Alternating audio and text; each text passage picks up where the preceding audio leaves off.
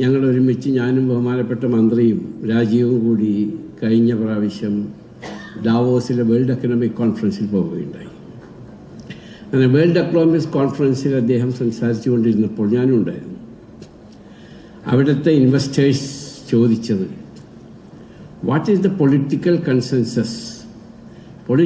Consensus ഉണ്ടോ നിങ്ങൾ വരുന്ന സ്റ്റേറ്റിൽ നിന്നാണ് ചോദ്യം. അദ്ദേഹം അതിന് മറുപടി പറഞ്ഞു, ഞങ്ങൾ ഒപ്പോസിഷനും ഇപ്പോൾ ഭരിക്കുന്ന പാർട്ടിയും ഡെവലപ്മെൻറ്റിൽ ഞങ്ങൾ ഒന്നാണ്.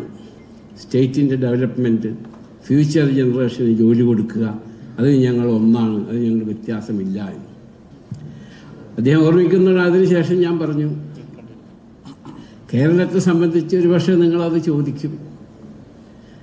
ഞാൻ നേരത്തെ പറഞ്ഞ മാതിരി ഞാൻ ഒരു കച്ചവടക്കാരൻ അല്ലെങ്കിൽ ഒരു ബിസിനസ്സുകാരൻ അല്ലെങ്കിൽ ഒരു വ്യവസായി എന്നൊക്കെ പറഞ്ഞിട്ടുണ്ടെങ്കിൽ തന്നെ ഞാൻ നോക്കുന്നത് വിഷണറി ലീഡർഷിപ്പ് ഉണ്ടോ, രണ്ട്, ആ രാജ്യത്തിൻ്റെയോ സ്റ്റേറ്റിൻ്റെയോ എക്കണോമി സ്ട്രോങ് ആണോ, 3, റോ മെറ്റീരിയൽസ് അവൈലബിൾ ആണോ, അതിൽ ഫ്യൂച്ചർ ഗ്രോത്ത് ഉണ്ടോ, ഈ കാര്യങ്ങളാണ് ഞാൻ നോക്കാറ്.